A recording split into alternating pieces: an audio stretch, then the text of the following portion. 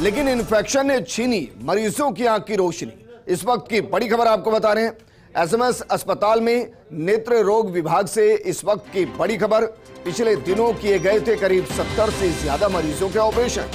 इनमें से 1.5 दर्जन मरीजों की आंखों में आया स्यूडोमोनास इन्फेक्शन और आंखों के लिहाज से काफी गंभीर माना जाता है ये बैक्टीरियल इन्फेक्शन से किसी मरीज की आंख में सूजन तो किसी की आंख लाल हो गई है।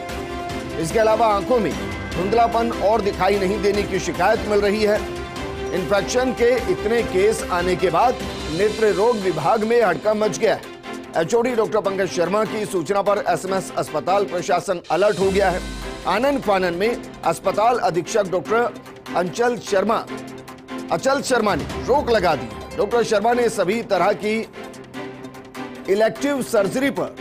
एहतियातन रोक लगा दी है। साथ ही ऑपरेट किए सभी मरीजों को फॉलोअप पर बुलाने के निर्देश दिए हैं। इसके साथ ही पूरे प्रकरण की जांच के लिए हाई लेवल कमेटी का गठन किया गया है। मेरे सहयोगी विकास जुड़ चुके। विकास, अपने आप में गंभीर मामला है और गंभीर मामला इसलिए अगर 20% से ज्यादा मरीजों को शिकायत आए, इसका मतलब यह कि ऑपरेशन के दौरान कुछ ऐसा घटा है जिसको लापरवाही की श्रेणी में रखा जा सकता है। बिल्कुल विजेंद्र, देखिए जिस तरह का घटनाक्रम सामने आया है, आज अस्पताल अधीक्षक के पास ये पूरी जानकारी पहुंची थी। ये जो मामला इतना गंभीर इसलिए भी हो सकता है क्योंकि पिछले, मैं आपको अपडेट कर दूं, सोमवार, मंगलवार, बुधवार 3 दिन ओटी चले थे और इन तीनों दिन ओटी के अंदर जो पेशेंट लिए थे उन कुल टोटल 70 पेशेंट ऐसे जिनके ऑपरेशन किए गए थे। उन 70 पेशेंटों में से जब कुछ पेशेंट आए, फॉलोअप के लिए आए थे, उन फॉलोअप पेशेंटों में जब एक साथ इस तरह का इन्फेक्शन, कुल अब तक की बात करें तो 16-17 मरीज ऐसे हैं जो कि अस्पताल के अंदर पहुंच चुके हैं और यहाँ पहुंचने पर उन सभी में इन्फेक्शन, एक तरह का इन्फेक्शन है। जो इन्फेक्शन जो देखा है वो बैक्टीरियल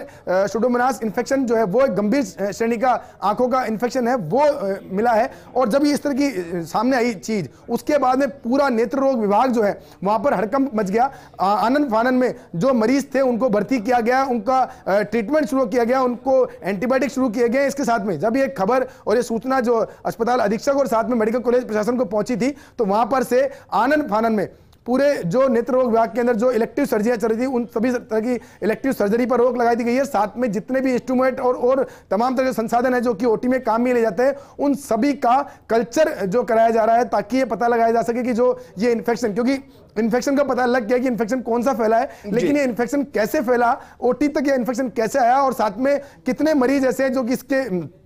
चपेट में आए, क्योंकि अब तक 16-17 मरीज है जो कि इसके चपेट में आ चुके हैं। उसके अलावा जो मरीज, मैं अपडेट और कर दूं, जितने भी मरीज अब तक जो ऑपरेशन किए गए थे उन सभी मरीजों को फॉलोअप ट्रीटमेंट के लिए बुलाने के निर्देश भी अस्पताल प्रशासन दिए हैं ताकि उनको भी बुला करके एक बार उनकी जांच की जाए। जो मरीज अभी तक अस्पताल पहुंचे हैं उनमें से अधिकांश मरीज ऐसे जिनकी आंख के अंदर स्वेलिंग आई है, लालपन है, धुंधलापन दिख रहा है, कई मरीज ऐसे जिनको दिखाई देना बंद हो गया है। तो ये एक बड़ी चिंता की बात थी, इसलिए पूरा नेत्र रोग विभाग जो है वो चिंता में है। हालांकि जो एचओडी है वो पूरी गंभीरता दिखाते हुए तो उन्होंने ऐसा नहीं है इस पूरे मामले को दबाने का प्रयास किया, बल्कि उन्होंने जैसे ये सूचना मिली और जिस तरह से ये केस सामने आने लगे तो तत्काल प्रभाव से प्रशासन को इसकी सूचना दी और साथ में जो मेजर्स अपनाए जाने चाहिए थे वो तमाम तरह के मेजर जो अपनाए जाना शुरू कर दिया, जिसके तहत जो मरीज पहुंचे हैं उनको भर्ती करना शुरू कर दिया, भर्ती करके उन पे एंटीबायोटिक जो लगाने हैं वो लगाने शुरू कर दिए। साथ में जो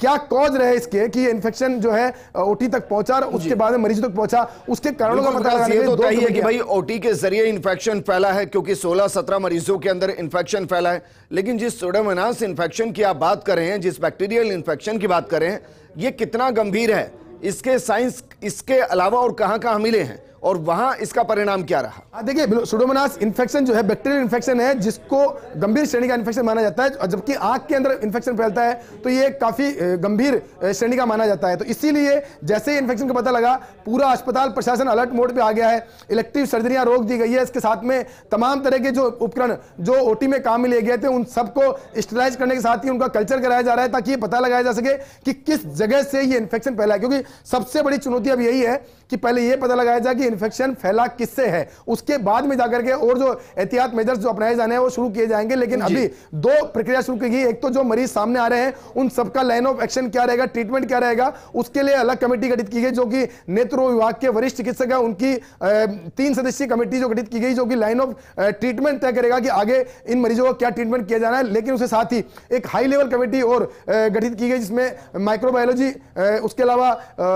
ENT ईएनटी और अन्य जो विभाग है उनके वरिष्ठ प्रोफेसर को जोड़ा गया है, साथ में पैलेटिव मेडिसिन के चिकित्सक है उनको जोड़ा गया है, ताकि पूरी टीम जो है वो ये मालूम कर सके आखिर ये इन्फेक्शन कैसे फैला, इस फैलने का कारण क्या रहे, इस फैलने में कहीं किसी की लापरवाही तो नहीं है, और अगर लापरवाही है तो उसके लिए उन पर क्या दंड दिया जाए। इस तरह की पूरी इश्यूज के लिए पूरा जो कमेटियां गठन किया गया, 2 कमेटियों का गठन किया गया जो कि पैरेलल इसमें काम करेगी। लेकिन अभी फिलहाल स्थिति यही है कि जितने भी मरीज पिछले 3 दिनों के अंदर जिन्होंने ऑपरेशन कराए थे उन सभी से संपर्क साधा जा रहा है, उनकी हेल्थ अपडेट ली जा रही है, साथ में उनको तत्काल प्रभाव से